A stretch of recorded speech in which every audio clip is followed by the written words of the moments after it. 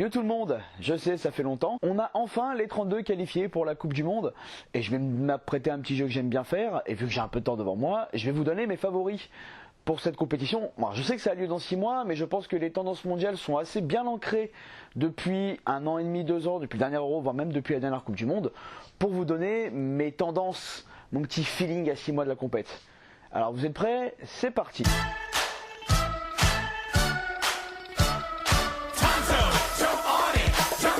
On commence avec le 10e, l'Argentine. Alors c'est vrai je les mets très bas, mais clairement l'Argentine n'a aucune certitude sur son jeu.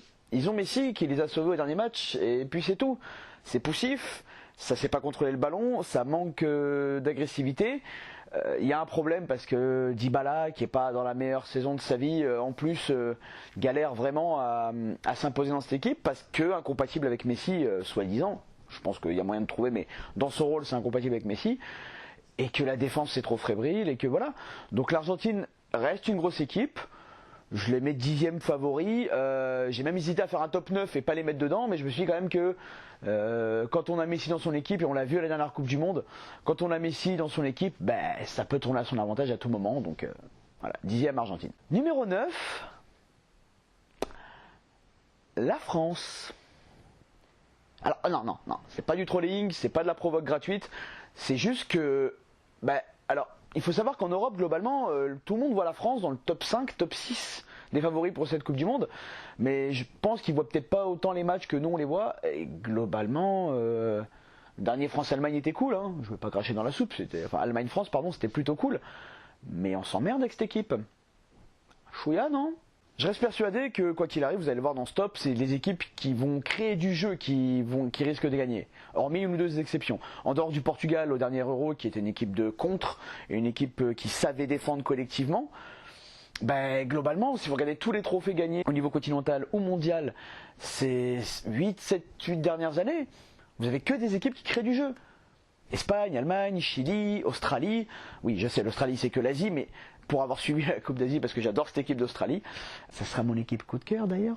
Globalement, ce sont des équipes qui font du jeu.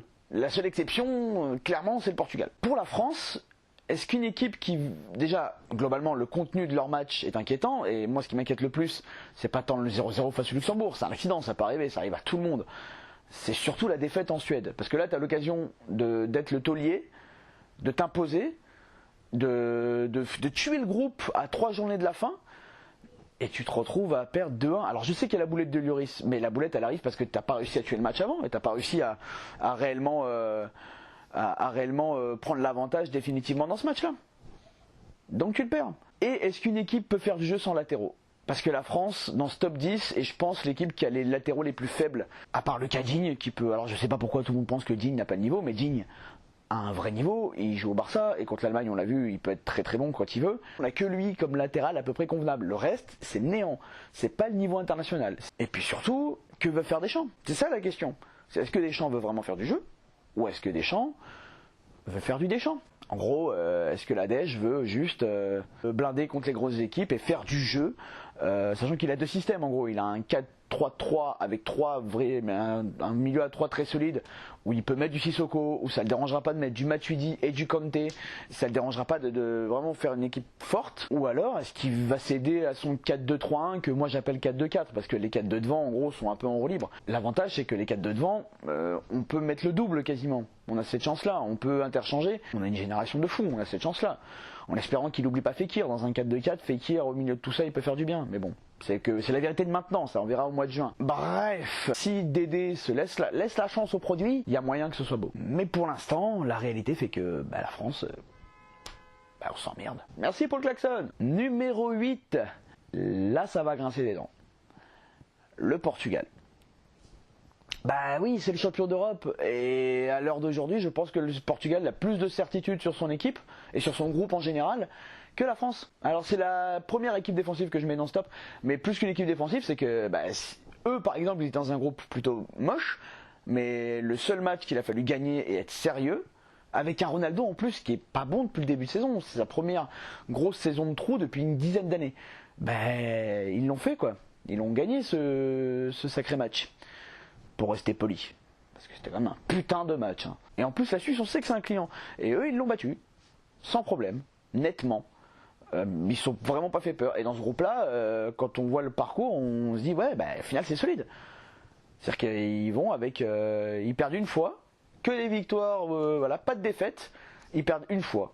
Et ils y vont. Donc ça veut bien dire qu'il y a une continuité depuis l'Euro et qu'une équipe qui a déjà gagné quand elle est sur sa lancée va être dure à battre. Et je pense que s'ils passent les poules, parce qu'on sait jamais avec le Portugal, il peut toujours y avoir une surprise. S'ils passent les poules, vous demandez à n'importe quelle nation s'ils veulent jouer, s'ils jouent le Portugal, ils vont être inquiets et ils vont s'en douter. Et il y a Cristiano. Et Cristiano, on sait jamais, il peut se réveiller parce qu'on sait que ce mec-là, quand la machine se lance en février-mars, elle arrive au mois de juin pleine balle en général. En 7, l'Angleterre, parce que l'Angleterre a une génération de jeunes derrière qui poussent assez balèze, parce que leur championnat commence à porter un peu leurs fruits sur les équipes nationales, avec l'apport d'entraîneurs étrangers, qui apportent une internationalisation de leur jeu, ouais je fais des mots 5 syllabes, et qui donne du coup à l'équipe nationale une touche un peu moins kick and rush, un peu moins bourrine. Alors ça marche pas tout le temps, il y a des matchs de qualification où c'était vraiment pas terrible, mais c'est le même groupe depuis 2 ans, le sélectionneur sait où il va, donc moi l'Angleterre, je les vois bien comme outsider sans problème. Numéro 6, la Colombie. Parce que quand on sort de la zone Amérique du Sud, on est fort.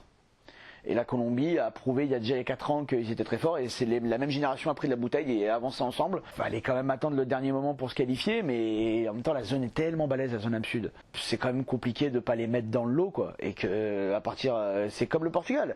À partir des 8e, ceux qui vont jouer à la Colombie vont flipper. Clairement. Ils font partie des outsiders clairs et nets de cette compétition. Leur milieu de terrain et le niveau technique moyen. De toute façon, dans toutes les équipes d'Amérique du Sud, le niveau technique moyen est supérieur à toutes les autres zones continentales dans le monde. Le niveau technique moyen est juste hallucinant. Et si en plus ils retrouvent un Falcao, ça peut piquer. Ça peut vraiment piquer. Numéro 5, mes petits chouchous, l'Uruguay. Parce qu'ils ont fini 2e de cette zone, justement. Quand on regarde devant... Suarez Cavani quoi. Qui a une meilleure doublette d'attaquants? Une doublette, je parle de 2 vrais attaquants. Là ils ont Suarez, Cavani. C'est leur attaque. Et derrière ils ont Coates, Godin. Donc c'est-à-dire que déjà l'axe est propre déjà. Bon, au milieu de terrain, il y a de la castagne un peu, ça chavane un peu. Par contre, au contraire du Portugal, la puissance offensive est vraiment un cran au-dessus. Et ils ont réussi à piéger pas mal d'équipes dans la zone Am Sud. Et je me dis que face à une équipe européenne qui va s'attendre à avoir un petit complexe de supériorité face à eux, va pas falloir l'avoir longtemps parce que ça joue bien, ça joue un beau football quand ça veut jouer et quand ça veut défendre. Aïe, attention, ça lâche rien, ça a du mordant. Numéro 4 et donc outsider numéro 1 avant mes favoris, parce que j'ai un top 3 vraiment des gros favoris, la Belgique, parce qu'on l'attend pas, parce qu'il y a 2 ans ils nous ont déçus, parce qu'il y a 4 ans ils nous ont déçus, mais la grosse différence, et je vais partir sur le même principe que Messi et Ronaldo, c'est qu'ils ont De Bruyne. Et qu'au milieu de terrain, en ce moment dans le monde, est-ce qu'il y a meilleur que De Bruyne? Je vous pose juste la question, vous énervez pas. De Bruyne, grâce à Guardiola, a une qualité de passe en ce moment et d'animation offensive qu'on a rarement vu. J'ai l'impression qu'il est en train de faire de Bruyne ce qu'il avait fait un peu d'Iniesta. Iniesta était déjà un joueur magnifique avant, mais Guardiola l'a amené à un seuil...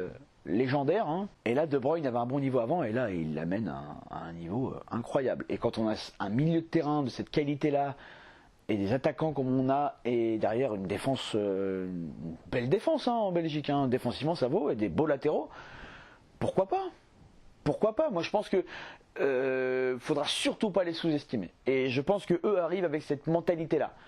On nous sous-estime, on nous prend de haut, de toute façon on n'a rien à perdre les gars, on va tout jouer à fond et il n'y a rien de mieux. Je pense qu'ils peuvent nous faire un petit revival des années 80. Là. Avant de passer à mon top 3 des grands favoris ultimes de la compétition, je vais juste vous parler peut-être de mes petits coups de cœur ou des équipes que je pense qui peuvent être des poils à gratter dans cette petite compétition là qui nous attend dans 6 mois et qui nous excite tous un peu déjà. En Afrique, le Sénégal, le Nigeria qui a été la première équipe à se qualifier, qui est sur une continuité assez impressionnante. C'est une génération, le groupe est plutôt dans la force de l'âge. Comme le Sénégal, c'est des équipes qui historiquement ont déjà passé les poules. Et pour une équipe africaine, c'est déjà bien de passer les poules en Coupe du Monde. Et donc c'est dans la culture des joueurs. Donc eux, passer les poules, c'est un vrai objectif. Ils y vont pas pour juste paraître et faire le mieux qu'ils peuvent. Eux, ils veulent passer les poules. Nigeria et Sénégal, pour moi, c'est des valeurs sûres et il faudra les compter peut-être dans les poils à gratter et il faudra pas s'étonner s'ils sont en 8e, voire un peu plus haut, ce que j'espère enfin pour le foot africain qui donne autant de joueurs à l'Europe. En Amérique, le Mexique, parce que le championnat mexicain commence à avoir un vrai niveau, parce que quand ils arrivent sur une compète, ils y vont pour la gagner et c'est dans leur culture, donc toute l'équipe est très très bonne et collectivement c'est très très concret quoi. Et ils ont survolé la zone CONCACAF. Donc il y aura pas de surprise si vous les voyez dérouler et battre un gros en poule. L'Islande, quart de finaliste il y a 2 ans à l'Euro, premier de leur poule, une vraie cohérence de jeu, un groupe qui a mûri, des remplaçants un banc un peu plus large, ça leur évitera peut-être de prendre une branlée s'ils arrivent un peu en 8e ou en quart de finale éreintés. Mais là le problème avec cette équipe quand elle va affronter d'autres gens, c'est qu'elle va peut-être être un peu plus attendue. Mais eux, ils sont un peu plus sûrs de leur jeu, donc c'est à double tranchant. La Suède, vous l'avez vu contre la France, c'est une vraie équipe. Il n'y a pas de star, donc c'est une vraie équipe. D'ailleurs, la star reste à la maison, viens pas à la Coupe du Monde, on n'a pas besoin de toi, sérieusement. Et ils ont prouvé qu'ils pouvaient battre une équipe outsider, la France en poule. Donc il n'y a aucune raison de ne pas les mettre dans le petit lot quoi. Donc au même titre que d'autres équipes européennes, mais eux, je trouve qu'il y a une cohérence qu'on ne voit pas beaucoup dans d'autres équipes. Vraiment. Je pense un peu bizarrement, je vais penser aussi au Danemark, voilà, qui est un peu comme ça où il y a vraiment des bons joueurs techniques rapides devant qui peuvent créer de danger à n'importe quel moment quoi. Et enfin, un petit bonbon acidulé, la Croatie qui avait déjà un peu charmé tout le monde dans les poules de l'Euro avant de s'écrouler arrivé aux phases finales. Mais quand on voit leur milieu de terrain, l'animation offensive qu'ils ont, c'est simple. C'est une équipe qui, si elle se lance bien et qu'elle s'enflamme pas trop, ça peut être du grandiose. Vraiment. Et je pense que pour cette Coupe du Monde, les collectifs vont être encore plus importants qu'il y a 2 ans à l'Euro et qu'il y a 4 ans à la Coupe du Monde. Et le collectif croate roule tranquille. Numéro 3, l'Espagne. On les avait un peu enterrés quand même. Il y a 4 ans, après la Coupe du Monde, on s'est dit c'est compliqué, d'accord, le championnat espagnol est le meilleur du monde, mais bon, cette génération-là commence à s'écrouler, est-ce qu'il y en a une autre qui va arriver derrière, nani, nana.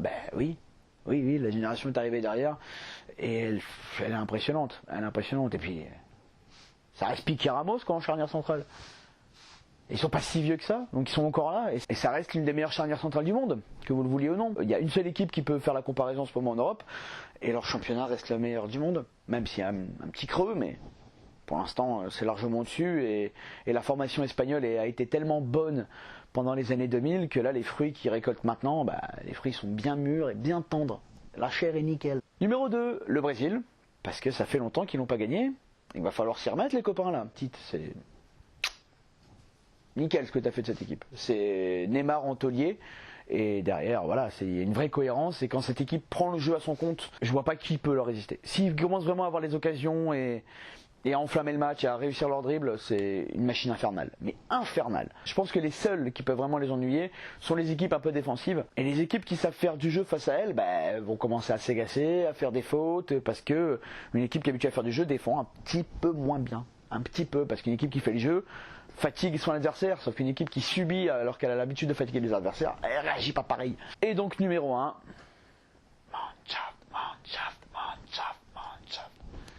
l'Allemagne,